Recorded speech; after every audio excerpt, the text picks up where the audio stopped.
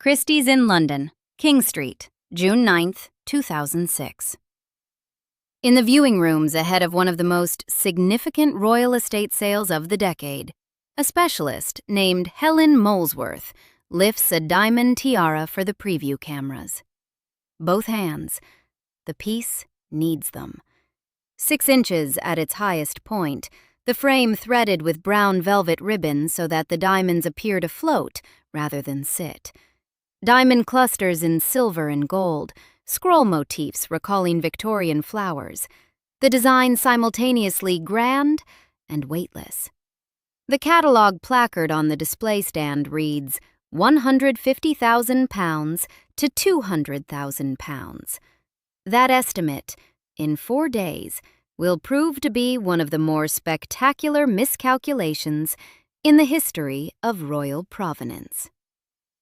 The woman this tiara belonged to died 4 years ago. Princess Margaret, Countess of Snowdon, the younger sister of Queen Elizabeth II, the most photographed, most written about, most spectacularly difficult royal of her generation, bought this piece at auction in January 1959 for £5,500.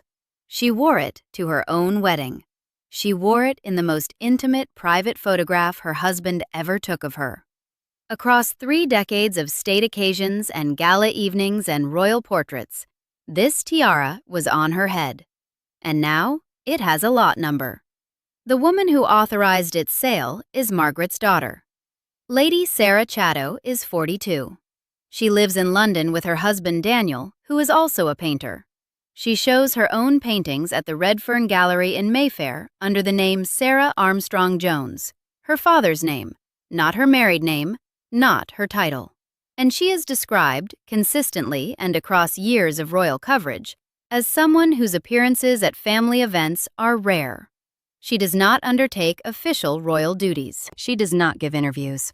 If you followed Princess Margaret's story, the biographies, the staff accounts of what it was actually like to work for her, the decades of press coverage that documented her glamour and her difficulty in approximately equal measure, you know the outline of her public life.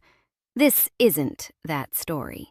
This is the one that starts here, in Christie's viewing rooms, 4 years after the death, and asks what remains when a performing life is finished. What was sold, what was kept, and what the choices of a daughter who chose silence over spectacle say about what it means to inherit a life as loud as her mother's. Princess Margaret made noise. Her daughter inherited the pieces left behind and chose silence.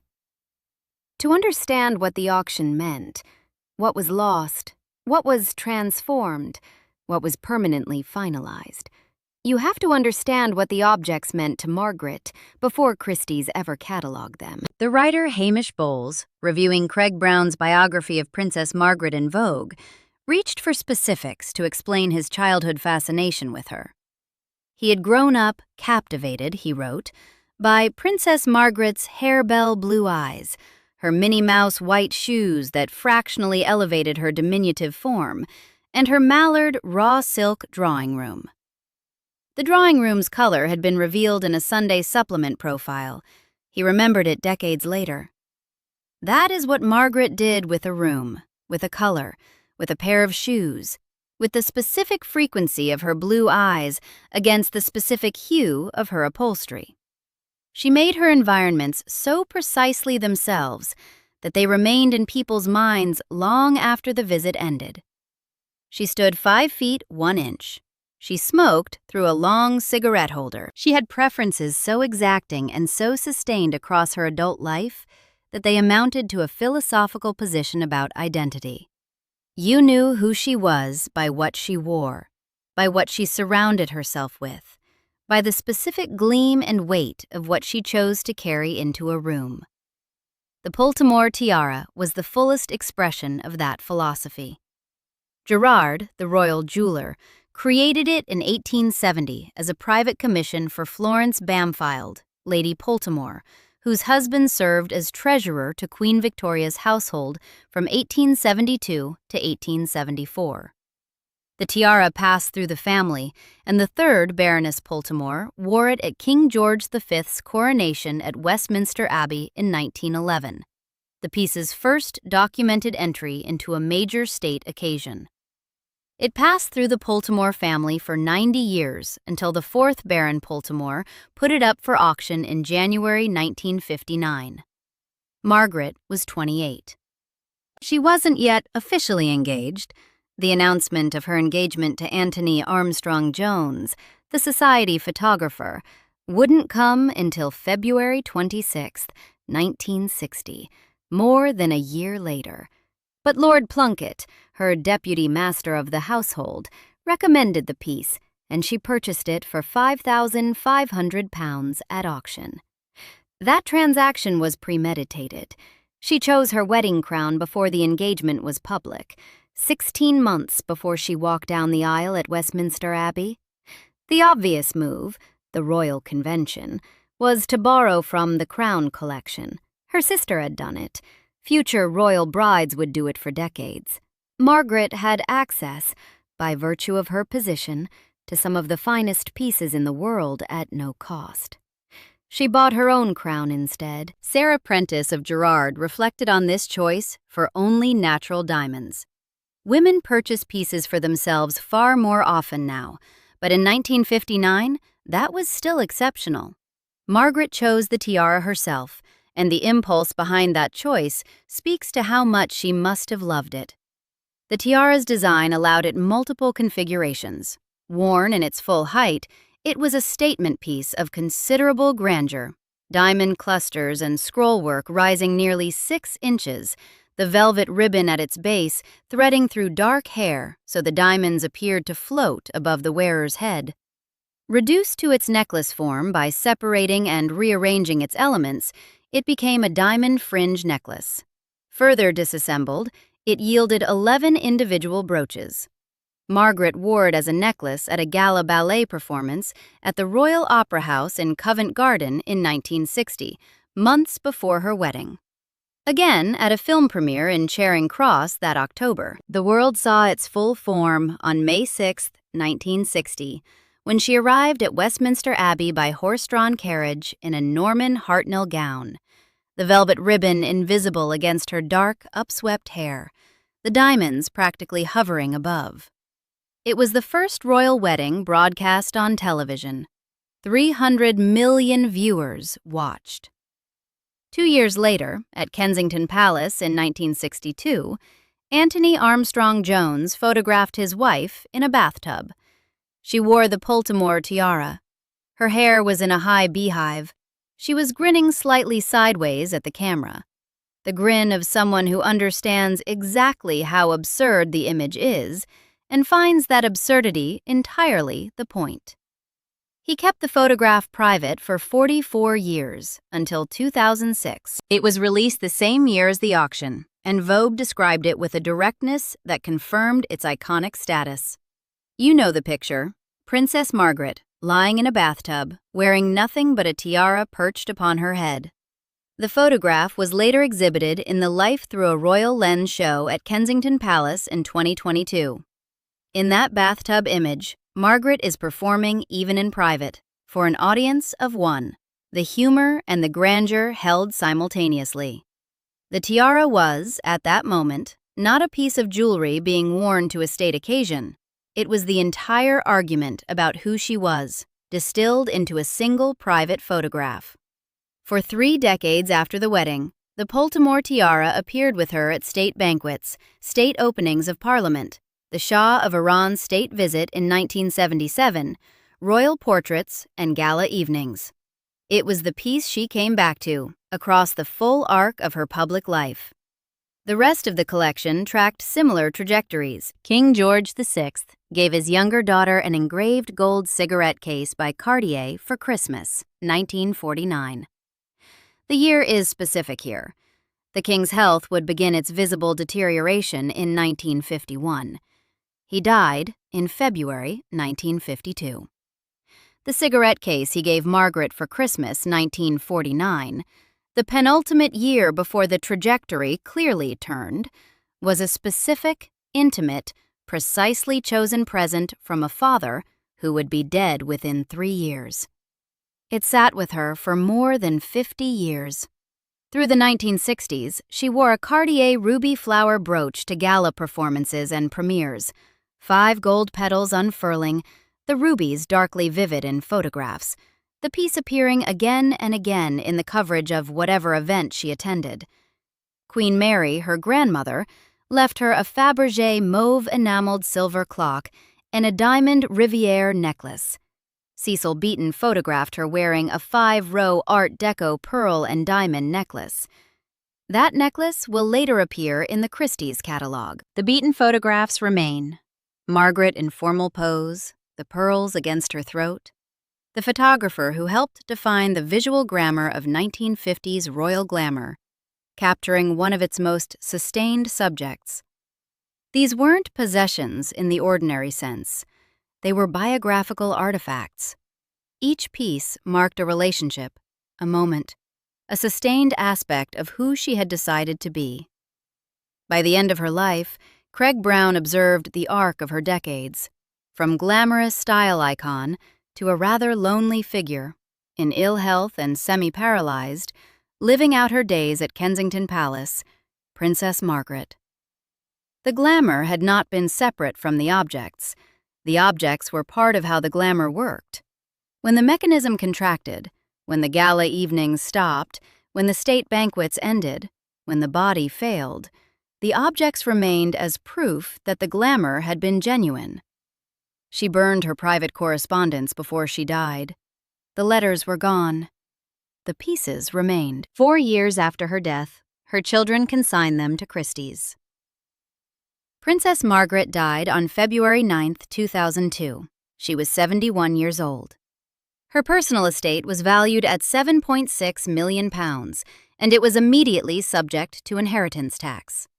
The sovereign's possessions pass free of inheritance tax. Margaret's personal collection didn't qualify for that exemption. Non-sovereign royals pay at the standard rate, 40%. On a £7.6 million estate, that amounts to approximately £3 million owed. Her son David, then Viscount Linley, and her daughter, Lady Sarah Chatto, then 38, inherited both the collection and the obligation. David would later explain the situation to the Daily Telegraph in 2019. There were many, many reasons, mostly financial, that persuaded us that that was the correct route, because, when people die, taxes need to be paid. 4 years after her death, the collection went to Christie's. Christie's gave the preview a formal name, Jewelry and Fabergé, from the collection of H.R.H., the Princess Margaret, Countess of Snowdon. The preview opened on June 9, 2006. In its notes for the press, Christie's stated that no items have been withdrawn from sale and there is no dispute about the title of the property. That statement would be quietly revised before the auction opened. The sale ran across 2 consecutive days, June 13, 2006, Jewelry and Fabergé. June 14th, Silver, Furniture, and Works of Art. Christie's had estimated the total collection at approximately £5 million. The jewelry alone would exceed that estimate within hours of day 1 opening.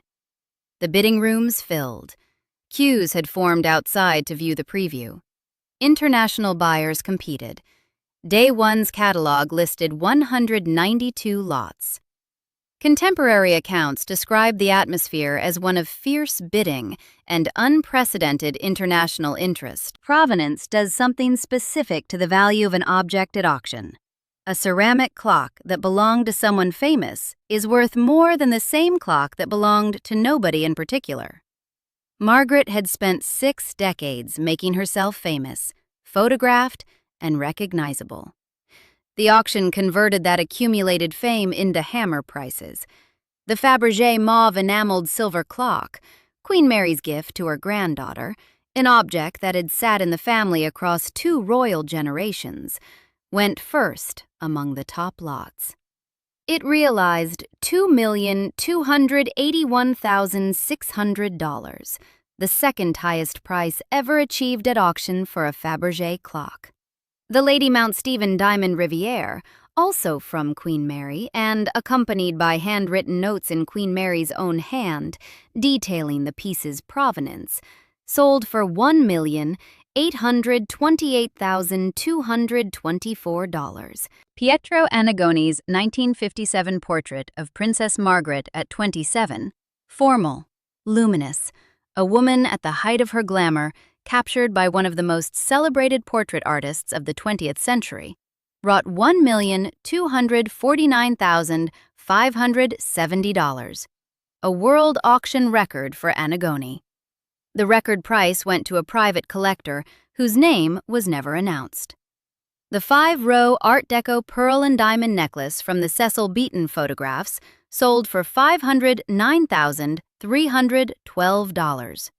The photograph that gave the necklace its specific gravity, Margaret in Beaton's formal pose, the image that had appeared in magazines and exhibition catalogs across decades, didn't come with the lot.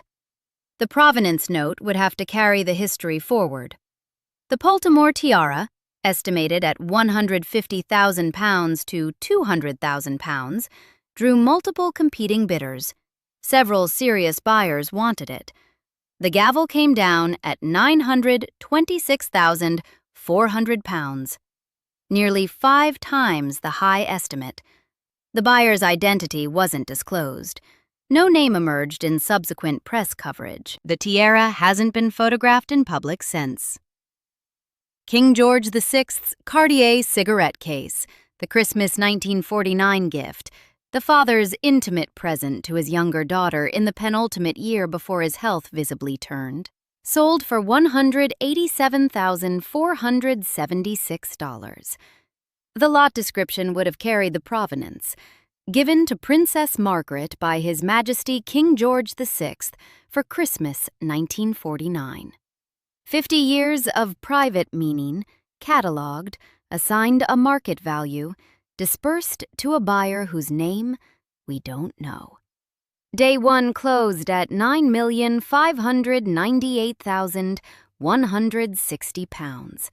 Day 2 added £4,052,408. The combined 2-day total was £13,658,728, approximately $25 million at the time. Christie's had estimated £5 million. The sale raised nearly 3 times that. Margaret had spent her life manufacturing the glamour that made the collection commercially significant. The auction efficiently converted that glamour into British pounds. 2 lots, however, were withdrawn before the gavel opened. The first was a 1930s cast-iron balustrade purchased from Ascot Racecourse and installed in the Rose Garden at Kensington Palace. Estimated at £15,000, it was pulled without public explanation. The second withdrawal was more charged. A Lalique crucifix and its wooden stand from the Queen Mother's collection. The crucifix was accompanied by a handwritten note in the Queen Mother's own handwriting. This crucifix by Lalique was given to me in my early days of marriage by Princess Beatrice, youngest daughter of Queen Victoria. Both the object and the note connecting the Queen Mother's early marriage to Princess Beatrice's generosity, placing the Lalique piece inside a Victorian family transmission stretching back to Queen Victoria's youngest daughter, were withdrawn before bidding opened. Press reports suggested Queen Elizabeth II had intervened to have it removed. The same queen had separately directed that 47 lots be designated for the Stroke Association rather than the estate, on the basis that they had been received by Margaret in an official royal capacity rather than as personal gifts. Anthony Armstrong Jones, Lord Snowdon, Margaret's ex-husband since 1978, had opposed the sale in writing. He sent a letter to his children asking them to stop it. Marie Claire reported the emotional damage plainly. David and Sarah had broken their father Lord Snowdon's heart. The sale went ahead regardless. The Daily Telegraph's headline for day 1 read, "Bidding Frenzy as Margaret's treasures are sold for £9 million." The Guardian ran, "Not quite the crown jewels." Biographer Kenneth Rose commented critically, questioning the emotional impact on those who had given official gifts to the princess over the decades. Christie's released a statement describing a wonderful tribute to a beautiful and stylish princess. The auction transformed the private inventory of a royal life, decades of family gifts, personal purchases, accrued sentiment, into catalogued lots with reserve prices. Every item tagged with her name carried its provenance forward as a selling point. She had made herself famous enough, glamorous enough, and photographed enough that her name added value to a Fabergé clock, a pearl necklace, an intimate cigarette case, and a tiara. The auction was the final proof of that project's success, and its complete dissolution at the same time. Lady Sarah Chatto kept certain pieces, specifying which ones requires precision, because the line between confirmed retention and attributed by proximity shifts quickly in royal jewelry coverage, and the difference matters. The snowed-in floral tiara was never available for the Christie's catalog. It had already crossed between hands 12 years before the auction. Anthony Armstrong Jones gave it to Princess Margaret on their wedding day.